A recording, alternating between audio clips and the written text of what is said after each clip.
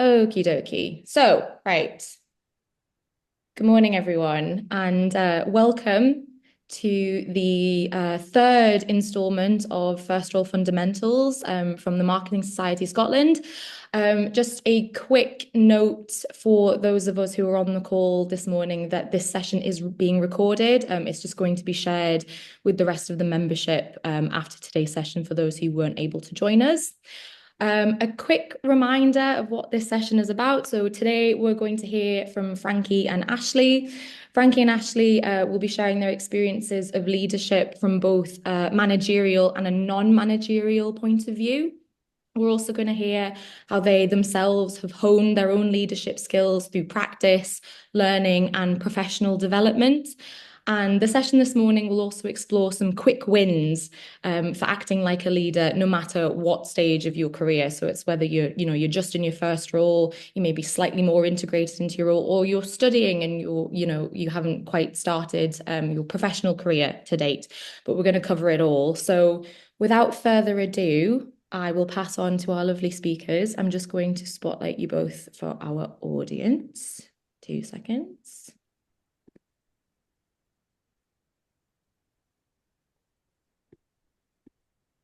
There we go. Cool. Over to you. Perfect. Hi, everyone. Welcome to the session. Thank you so much for signing up. Obviously, it means a lot to me and Ashley that you're actually interested to hear what we have to say today. Ashley, do you want to pop the slides up on the screen? Let me just do that now. Perfect. So yeah, as Melissa mentioned, today's session is all about leadership and how it starts with you, and we'll give you some tips on how you can kind of hone and shape your own leadership skills. You pass on to the next slide. So just to introduce myself first, my name is Frankie. I'm a digital planning account director at Republic of Media. If you're not familiar with Republic of Media, we are a media planning and buying agency. I've worked there for the last 7.5 years, so a good amount of time now. But we'll go into our career journey shortly, and I'll just let Ashley introduce herself too. Yeah, nice to meet everybody. I'm Ashley. I go by Ash most of the time. I'm a media account director at Lane Media. Lane Media, if you haven't heard of us, are a combined creative and media agency. So we have Lane Media and Lane Agency. I specialize in planning and buying for food and drink clients. But as Frankie said, we'll kind of jump into a little bit more about what we do and how we've got to where we've got to in a couple of slides' time. Cool. So before we kick off, I thought I'd explain a little bit more about what these sessions are actually about. There might be someone on the call who's been to every First Role Fundamentals session. This, for some people, it might be their first. So I'll just explain a little bit more about it. So first of all, you have the Marketing Society Scotland board sitting at the top there. They organise events like Digital Day and Amplify, which are great events if you can get along to them. They're made up of more senior leaders within the industry. So, for example, my boss is on the Marketing Society Scotland board. And then underneath the board sits the Future Leaders Advisory Group, otherwise known as FLAG, which Ash and I are a part of. We help organise sessions like the one today for First Role Fundamentals for those with 0 to 3 years experience in the industry. And then you have the Future Leaders events as well, which are still organised by the Marketing Society board, but also informed by FLAG. So basically, we help advise the board on what speakers and topics we think future leaders would like to hear about.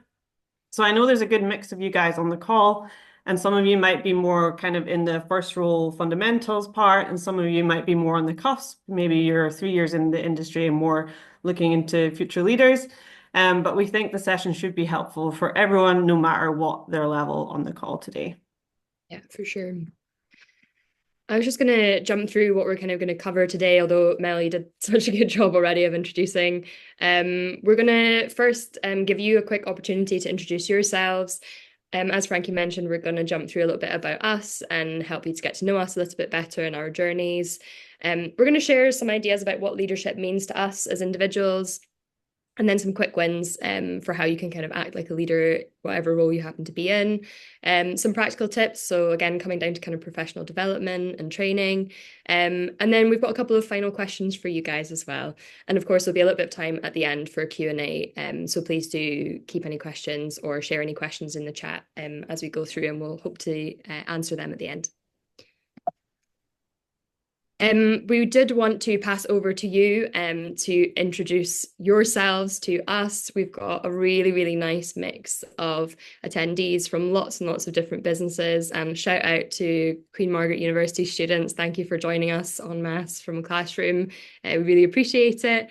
I don't think that we're going to have a chance, like just for the sake of time, for everyone to actually fully introduce themselves. But if you wouldn't mind popping a little hello in the chat to introduce yourselves to the group, if you can pop your name, where it is that you work, and just kind of say hello to everybody, it's really nice and a great opportunity for you guys to kind of mingle, despite the fact that we're kind of virtual today for the duration of this call. And we also wanted to ask you a couple of questions to get started. So we're going to pop up a poll. We've got a couple of questions around, well, actually, we'll just get fire straight into the first one. We wanted you to kind of help us to understand which personality traits you think are most important in a leader. I think Mel's going to be able to pop that poll up for us. Amazing, thank you. So if you wouldn't mind just popping in a couple of ideas around what kind of you think of as a leader's personality trait. And that doesn't have to be at work. It could be somebody from a sports team, or it could be a family leadership thing. If you wouldn't mind popping a wee answer in for us.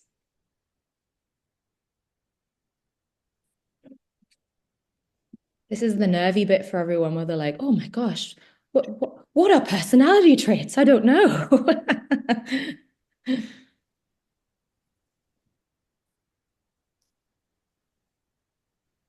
We have our first answer in. That's Exciting. positive. Might be good to just think of a leader in your life and think about what they're like and what you admire about them as well.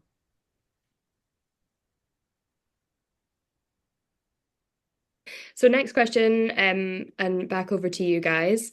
Which job titles do you associate with leadership? So again, this could be somebody that you know that has a job title that you think of as a leader. It could be a parent, it could be a family member, it could be a friend, brother, sister.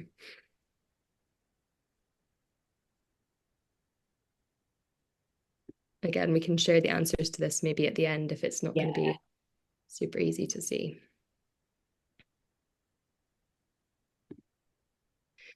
I love tech, really love tech. So good. When it works, it's It does amazing. work. It does work.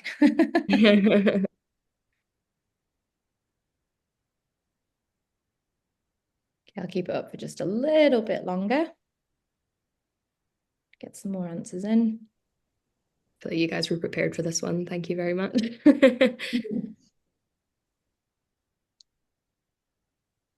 Super. Couple more seconds.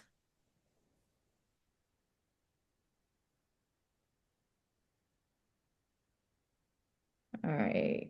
3, 2, 1. Super. I'll share the answers at the end. Nice. And then one more before we jump into bits about us. Just a quick one, kind of a yes or no one. Do you currently think of yourself as a leader?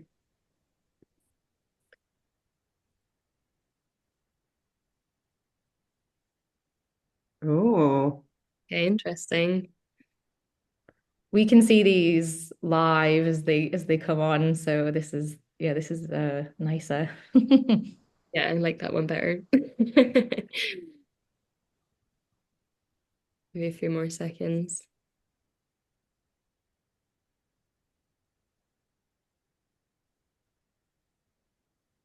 Okay, 3, 2, 1.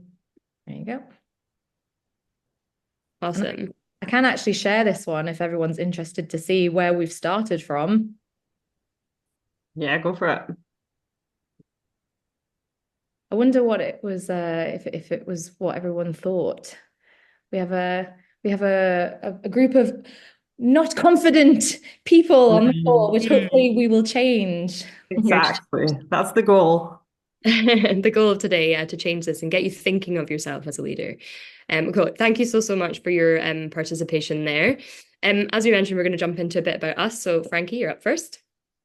Brilliant. It's good to know there's a bunch of students on the call because I think I have some good advice on kind of how to get into your first role, but there's also some good advice later on as well, kind of maybe if you're first in your first 3 years in the industry, how to kind of progress from there as well. But first of all, I'm not the biggest fan of talking about myself at length, but I think it will be helpful if you are kind of thinking about how to step into your kind of next career change kind of thing. So for me, I studied English literature at University of Glasgow and I graduated in 2014. I then took a year out to go traveling and went to New Zealand, Australia, and Southeast Asia. Came back in 2015. I don't think at that point I was particularly thinking about my career. I don't think I knew what I wanted to do. So I waitressed for a year and a half at Pizza Express. And then at that point, after a year and a half of waitressing, I was like, okay, I should probably think about what I want to do as a career. I still wasn't really sure at that point, but broadly thought about advertising as an industry that I would like to get into. So I built up my CV at that point by doing volunteer work. So there's a place called Volunteer Edinburgh. I know there's a Volunteer Glasgow as well.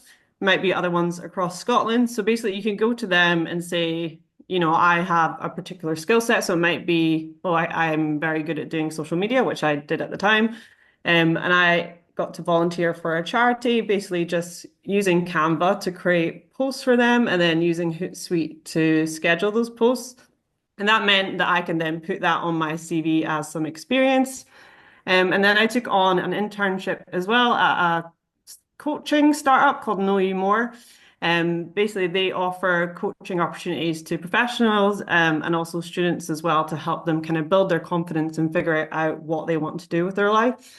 So actually, it was very relevant for me to work for them at that point because I still was kind of in that stage of not knowing what I wanted to do. So for them, I did some copywriting and some digital marketing as well. So those were two really good things that I got to pop onto my CV, and I did them alongside working full time as a waitress as well. So the volunteer Edinburgh stuff, I think I just did 1 or 2 hours a week. And the same with Know You More. I didn't need to spend too much time on it, but it did just mean I had a little bit of experience to pop onto my CV. Then in 2017, I got my first role at Republic of Media as a digital media trainee. And as I mentioned earlier, I've been there ever since. So I've been there for 7.5 years. But there's things I've done along the way to kind of build up my experience and my expertise and my leadership skills. So first one I want to mention is Career Ready. So they're an organization that partner schools with workplaces to essentially offer mentorship opportunities to school pupils. So I mentored a school pupil, I think 3 or 4 years ago. And essentially I was with her through fifth year and sixth year, helped her to build her confidence, work on her CV, and helped her figure out what it was she wanted to do at university. And then as a part of that, she got to do an internship at Republic of Media as well. So it's a really good thing to do if you're looking to become a manager or work on your kind of leadership skills, or even just do something nice for someone else. Career Ready is a really good opportunity. I also was awarded a WACL Talent Award. So WACL stands for Women in Advertising and Communications Leadership. And every year they give out award grants to women in the industry that they believe will become future leaders. I believe it's like £1,500 that they give out. So I won that award and I then got to do a mini MBA in marketing, which again helped kind of boost my expertise. I've also done a 1 day a week secondment at White and Mackay. I know there are some people from White and Mackay on the call, so shout out to them. I've also hosted Advertising Unlocked at my agency. So again, that's schools coming into my agency and us teaching them about the advertising industry, setting them a live brief and letting them kind of pitch to us, which is a really fun interactive event. I've also started the social network with a bunch of my peers. We've been running this for, I think, like 5 years now. And it basically just brings together people within the media industry in Scotland for social events like rounders or a pub quiz or beer pong, and just helps us kind of network and really get to know each other. So those are just a few wee bits I've done along the way that's taken me from a digital media trainee to becoming a digital planning director. So it's stuff that's kind of above and beyond the day work that's helped me kind of improve my leadership skills and kind of hone my expertise as well.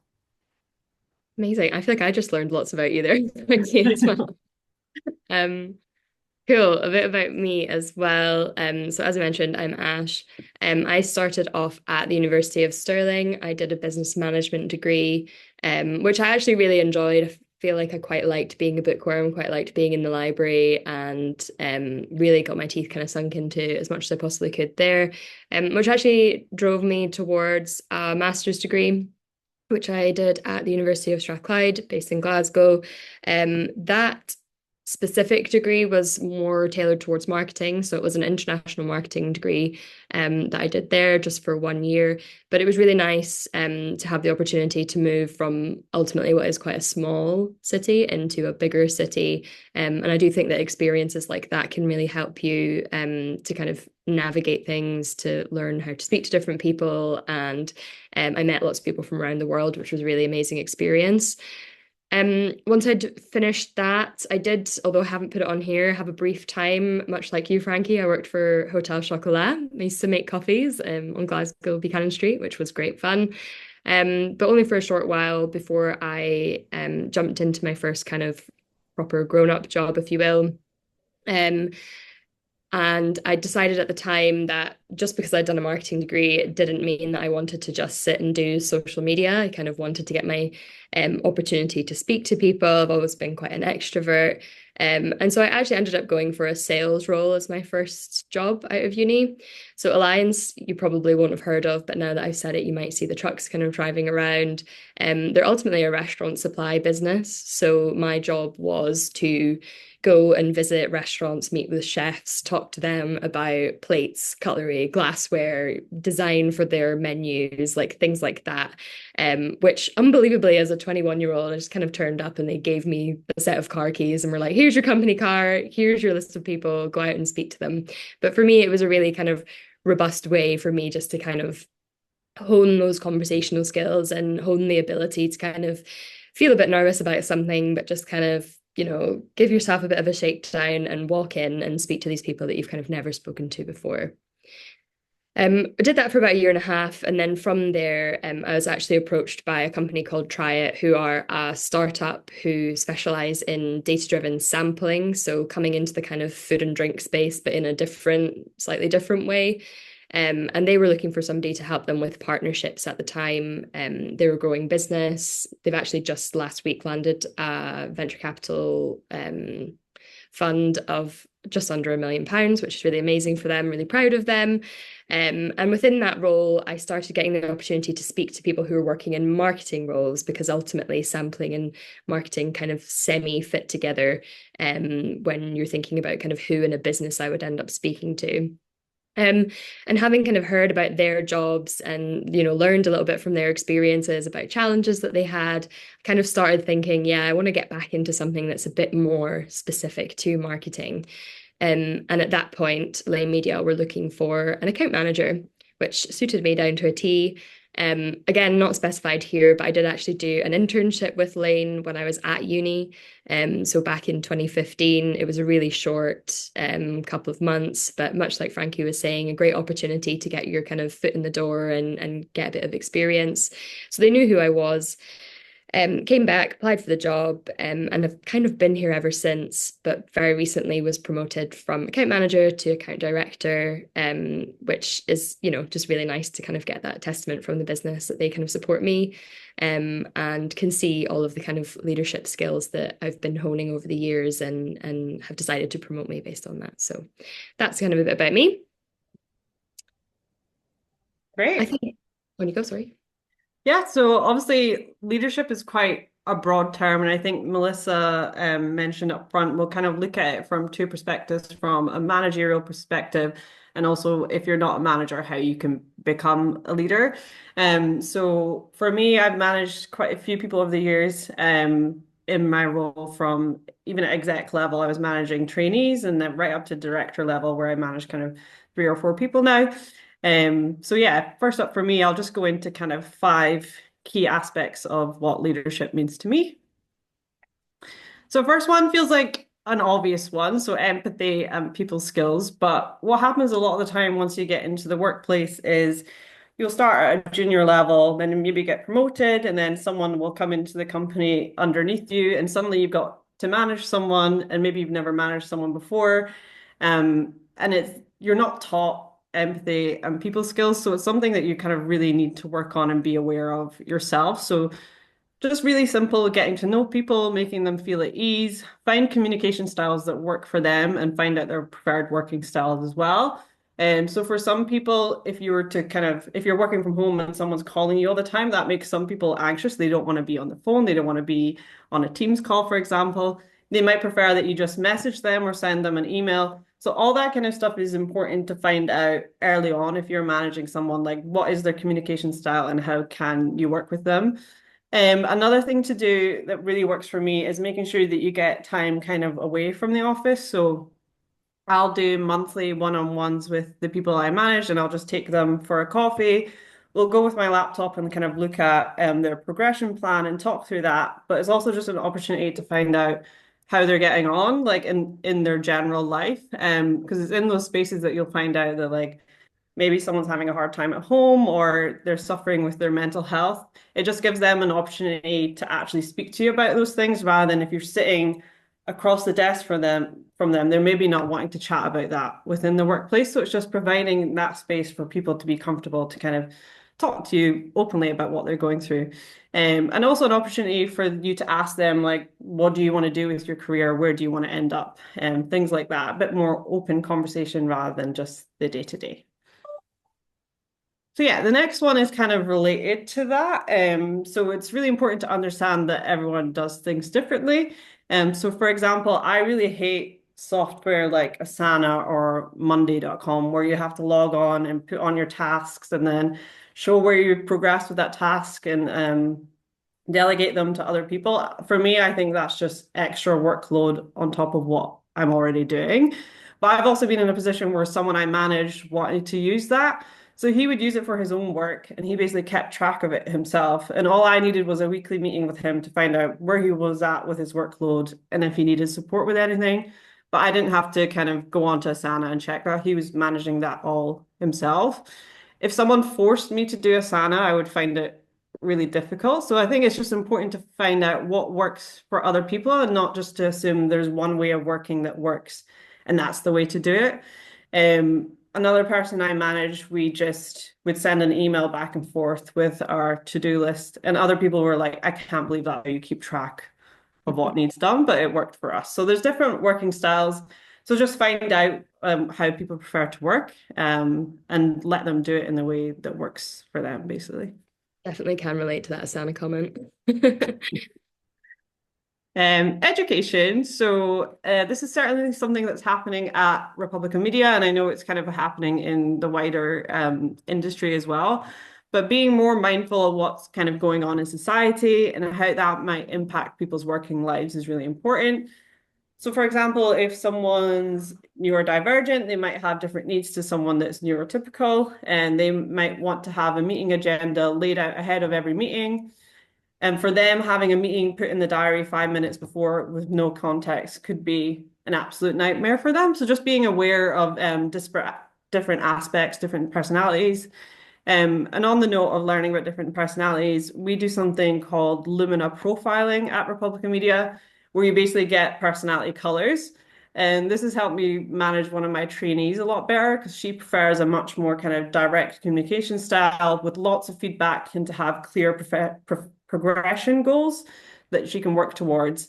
Whereas I'm more kind of like a free, I'm a green, she's a red. So I'm more like inspiration led and like, yeah, I can be a little bit more all over the place. So it's important for me to know like what she needs and to give that to her. And mental health is obviously really important to understand as well. It impacts pretty much everyone at some point in their lives and careers. So it's important to look out for the signs and get them the workplace support they need.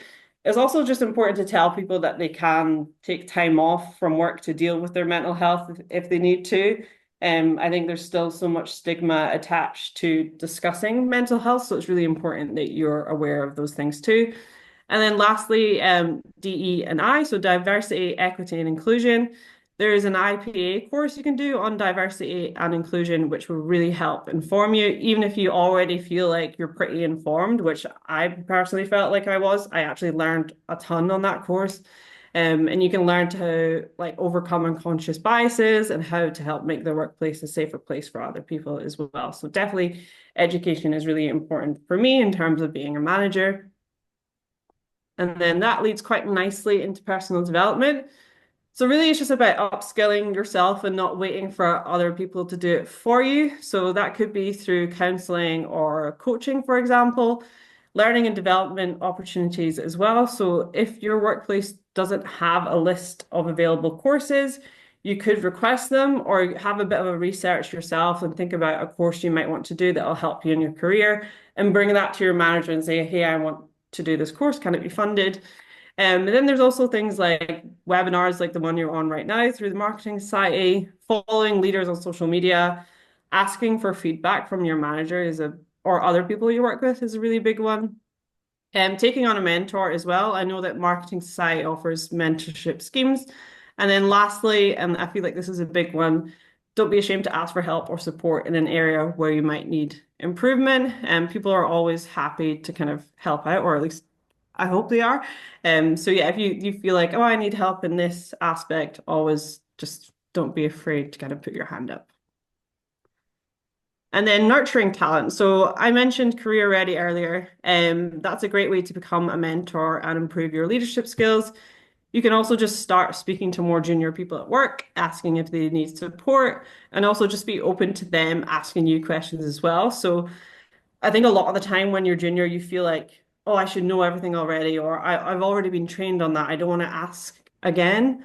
But actually, you should always be comfortable to ask questions. And it shows great leadership as well if you're willing to be that person that people can come to and ask you a question and not feel stupid. So just kind of make yourself available to other people at the workplace to kind of answer questions that they might have. Oh yeah. And then lastly, work-life balance. So I think we all know people that are working late all the time, working on the weekends or like taking their emails on holiday with them and like checking their emails when they're on holiday. I think for me, like this is a really key part of leadership is setting an example. I'm highly aware I'm actually on holiday right now and doing this call, but it was rescheduled. And yeah, but basically set that example that, you know, work is for work. So do your work within your working hours and find that work-life balance. So set that example to other people as well that they don't need to work out with their normal working hours. Nice. That needs to scream that from the rooftops, I think. Yeah. Okay, so I was going to jump through a couple of bits, thinking about like how you could kind of position leadership if you don't have any direct reports. So thinking about some aspects of your kind of work where you can act like a leader, even if it doesn't involve kind of anybody else. So one of those things is definitely, as Frankie said, it's quite nice just building on your point there, is helping to upskill other members of the team.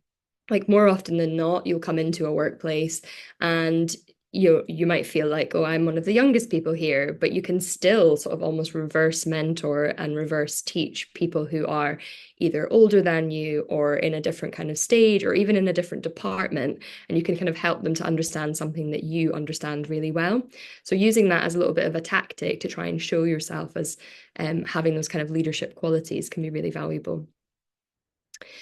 Learning how to be more commercially aware. So this is one that I think does have a bit of a rooting in agency land, and you're stuck with Frankie and I, who are both working in media agencies at the moment. But I think it can be really valuable for you to kind of have an idea of a business's core, its values, what it's striving for, but also where are the financials? Like, can you have a good idea of how much it costs to do business?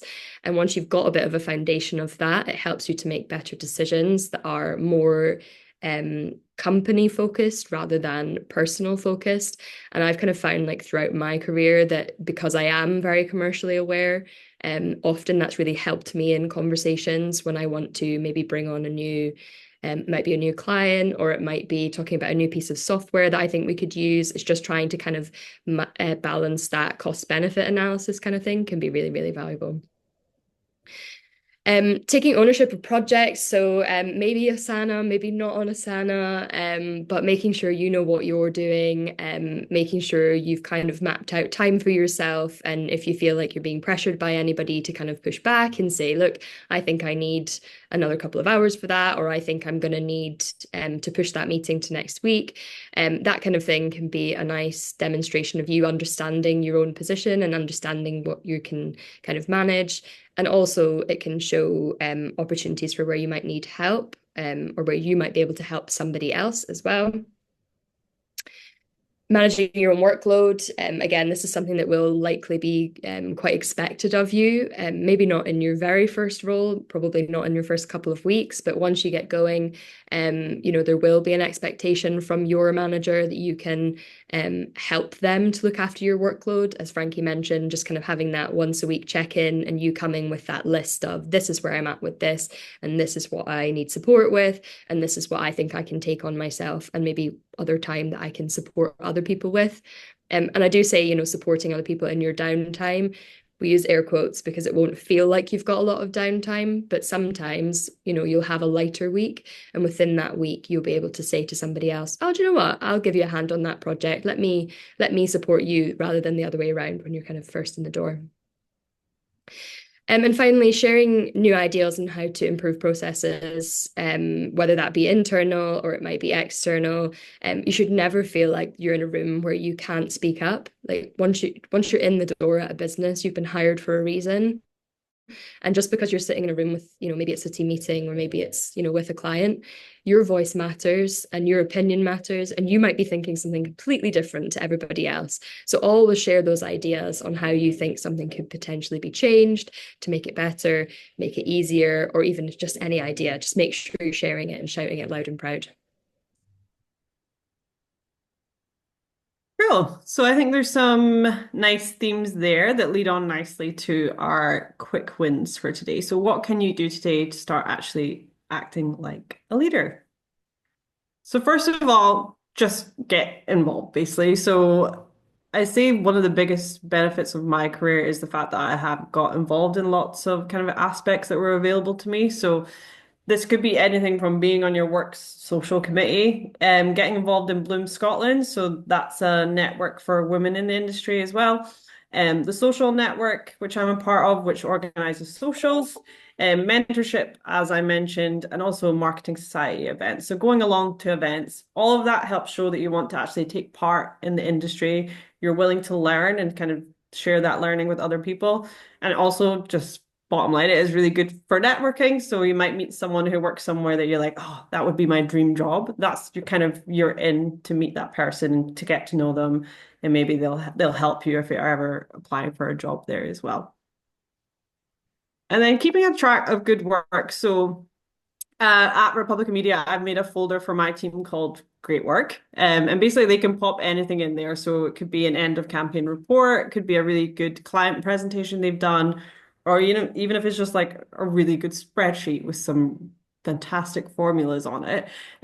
This ultimately is just like a really great resource for other people to take inspiration from, but also it also kind of forces people to start recognizing their own good work that they've done rather than just have it be forgotten. I think that's really helpful when it comes to your kind of end of year appraisal as well, as people should kind of have a nice bank of work they can refer to in that appraisal too. So keeping track of the good work that you do and also seeing the good work that other people do as well, which leads nicely onto celebrating others. So this is another big one for me.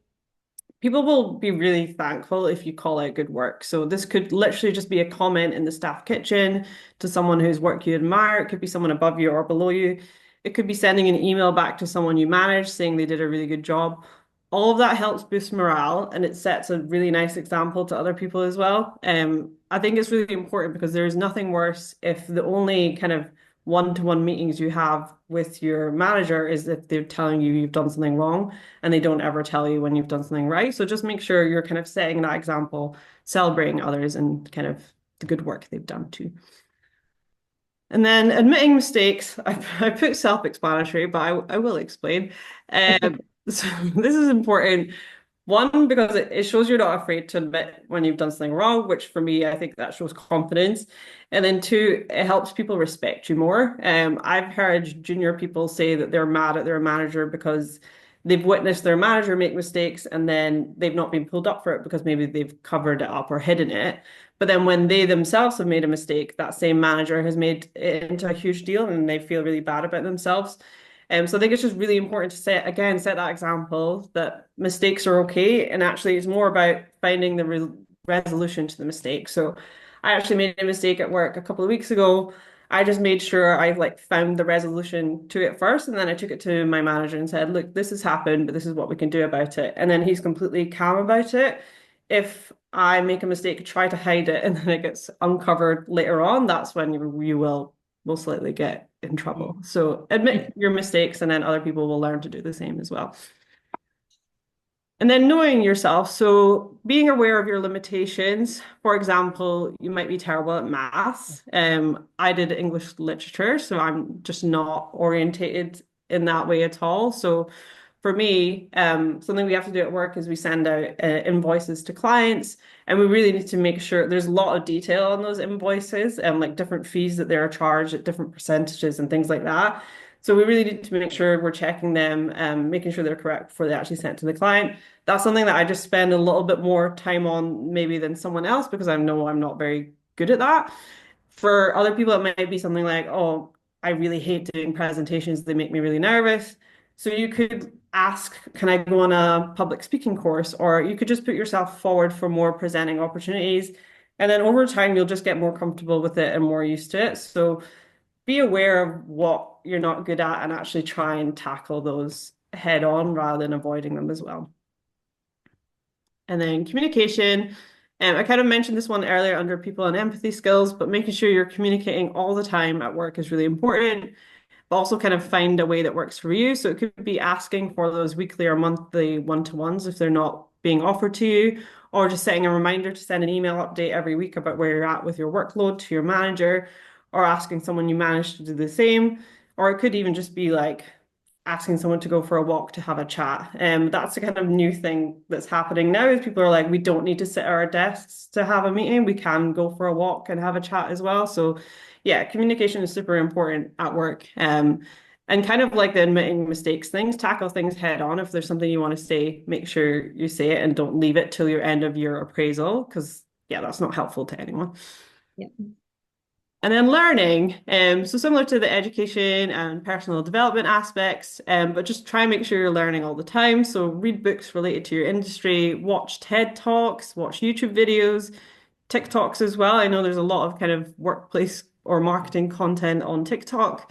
And then follow people on LinkedIn that you admire as well. I think that's a big one for me, and a lot of what I learn comes from LinkedIn as well. So yeah, just try and make like learn all the time and find those resources yourself. Don't wait for someone else to teach you everything, because often the way you progress is kind of by teaching yourself stuff too. Nice. And we just wanted to share some ideas as well about how we've kind of been improving our leadership skills, across various aspects of life, I've said, but, mostly at work. So starting with those ones, things like training courses, professional development, which is really closely related to just upskilling yourself on daily tasks.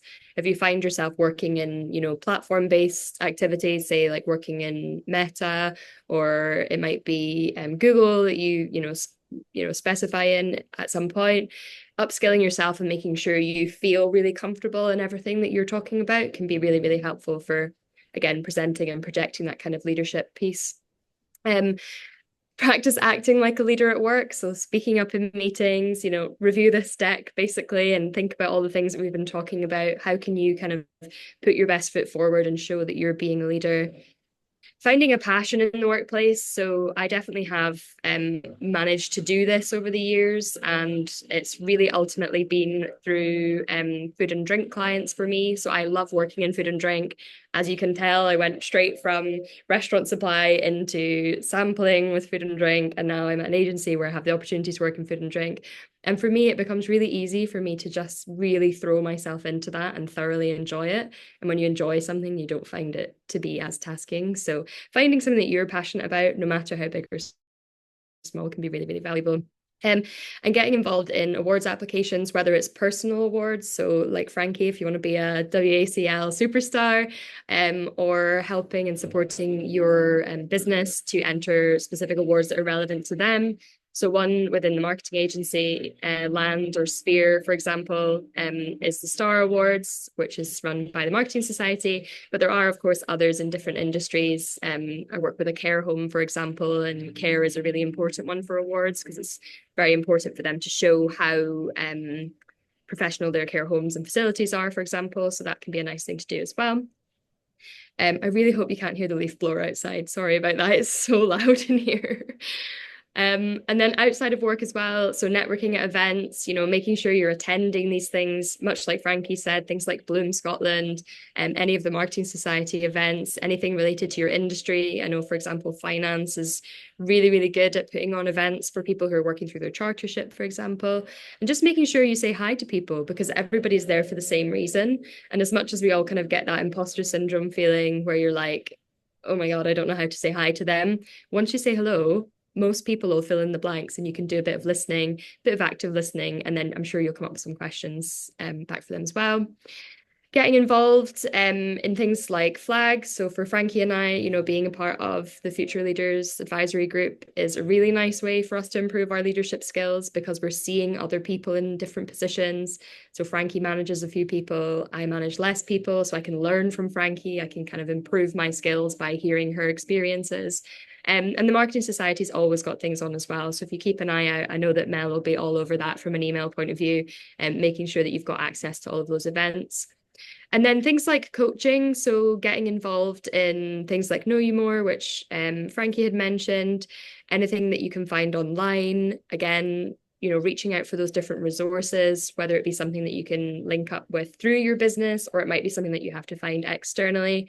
But there's lots of opportunities for you to kind of be working on those leadership skills, even when you're not sitting at your desk in the office. So we wanted to open up the floor to any questions. If anybody has anything bubbling and brewing, if you can pop it in the chat. But further to that, we do have a couple of more poll questions for you guys. So I wonder if we get going with that. And then if anybody has any questions, they can just pop them in and we can answer them from there. So yeah, back to you guys. Perfect. So obviously at the start, I think 81% of people said no, they did not identify as a leader. So thinking about what you've learned today, all the ways you can kind of hone those skills, are you now able to identify as a leader? Happy for you to be honest and still say no, but Yeah. want to see some shift I think into I put the option for almost in there, Frankie. okay, oh, perfect. A nice in between. Okay. Oh, Okay, nice. we've got one no.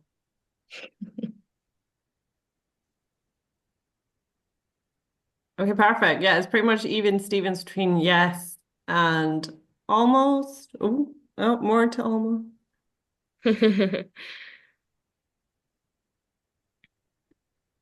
Okay, Nice.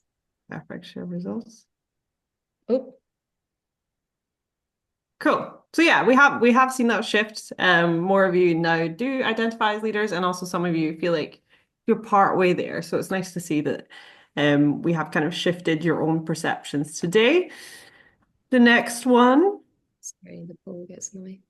What one action are you going to take away to become a better leader today? So is there something you've learned today that you think, oh, actually, I can do that? So whether you're a student or you're in your first role, or maybe you're a few years into your role looking to become a manager, is there one thing that you think you could take away from today to kind of become a better leader?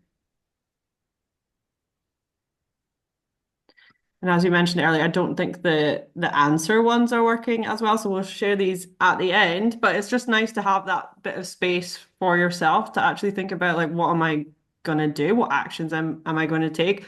Ultimately, that's why we do these things. We do want you to learn something and to kind of improve your leadership skills off the back of this. So just have a wee think about what you can do. Is that coaching? Is that doing more networking? Is it asking your manager to go on a course? Is it doing some volunteer work? Any of that could work. And just to interject for those sitting in the class for QMU, feel free to share your answers in the class and encourage them to talk. Okay, I'm just going to end it there. Nice. Perfect. And then for the last one, can you share a recent example of you acting as a leader based on what you've heard today? So you might be, if you're at university, you might be on a society. That's an example of how you're a leader. You might already be following a bunch of people on LinkedIn and learning from them and upskilling yourself. That's one way of being a leader as well. So have a think about what you're already doing today and think about an example of that as well. Again, this is just like a space for you to think about it. I think we will be able to share everything at the end. But again, if you're going into kind of end of your appraisals or anything like that, if you're looking to step up at work, it's a good idea to just collect these examples as the year goes on. And then you could come prepared to that appraisal meeting saying, I've done X, Y, and Z at my workplace. And that's kind of going to push you to become a leader as well. Keep on for just a couple more seconds.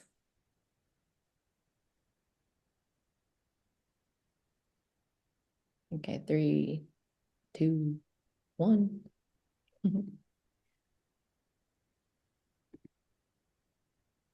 Lovely. I'm looking forward to seeing these answers. I know. Cool. I know, Mel, you were able to share the answers to the first one, so I think I'm just going to have a quick scan of those just now. Of course. I can actually also just share them if I Can you? Oh, amazing. Yeah, do if I that. just share my screen, I can just show them to everyone and we can get a nice insight into what everyone's said. Cool. I'll just stop there then and let you share Okay. your screen. This is the answer for the first question, guys. Hopefully everyone can see this okay. So it was, which personality traits do you think are most important in a leader? And we've got some pretty similar answers, but they range between, being enthusiastic, confident, supportive, being approachable, having a positive outlook, I think, in your professional and career life. Resilience is a good one. Self-awareness is a great one as well. And being decisive, yeah, which actually I struggle with in my day-to-day life also. Same. More at home than at work, though. Well, maybe. I don't know. I don't know. I don't know. Yeah. Yeah, those are great answers. And we can also take And then I think, the second one as well. So second question was, what job titles do you associate with leadership? And again, pretty similar, your standard, I guess, answers is what you'd think you would associate with leadership, your managers, your head ofs, directors, anyone with manager in title, senior director. Yeah. Yeah. But actually, I think what we've learned from today's session is that actually you don't have to be a manager or a director to take up leadership positions within your own workplace. I think there's lots of different ways that you can get involved.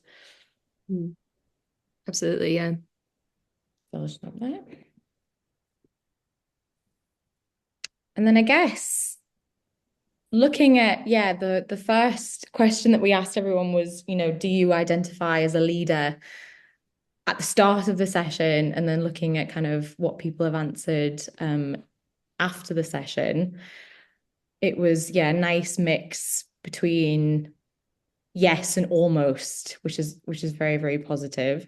But I'm actually just going to share the second question that we asked at the end there, which is, what action are we going to take away? Going on courses, helping to upskill others, speak up in meetings, Nice. learning from mistakes, attend more events. Yep, please do, from a marketing perspective. That would be great. And yeah, more initiative to find opportunities for personal development. Yeah. So these are all Perfect. brilliant. Those are amazing. Good. Really, really good. Good. Brilliant. Thank you so much. I think we just had one more tiny slide to go, so I'll just reshare. Oh, just for a bit of feedback. I think this is your one anyway, Mel. Oh, so yeah, just really, really quickly, guys. I will be sending out some feedback emails to everyone who's attended the session today. It's just for us to get some really honest feedback on how these sessions have been useful for you. We only really introduced them, I think it was last year, so this is our second year doing it. And I know they're online at the moment, which isn't ideal for everyone. I think it's better to get people in the room. So we are hopefully looking to get these in person next year. But I do appreciate those of you who have logged on to listen to our speakers this morning. So if everyone could please fill that in and send those back to us, that would be fantastic. But that should be with you tomorrow, if not later in the week. So just wanted to make everyone aware of that. So thank you so much. Amazing. Thank you very much, everybody. I think we've got 5 minutes if there were any final questions, if anyone thought of anything.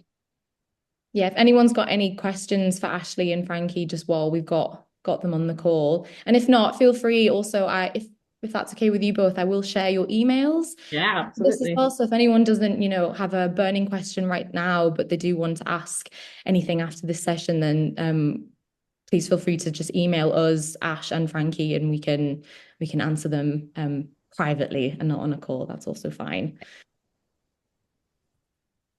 Nope, no further questions. All good. In that case, we'll let you get on with the rest of your day. Thank you so much for coming. And please do keep an eye out on the Marketing Society website for upcoming events. We've got trend spotting not this afternoon, sorry, this Thursday at the May of Brave offices in Glasgow. So not sure if a few of you are coming along to that, but we have the conference at the end of October as well. So please keep checking the website. Please keep coming along, and we hope to see you at another event soon. Were we going to take our selfie, Melissa? Oh yeah. Oh yeah, of course. Actually, before everyone heads off, sorry. For those of you in the classroom, it would be great if we can just get like, I don't know, like an hands in the air or something.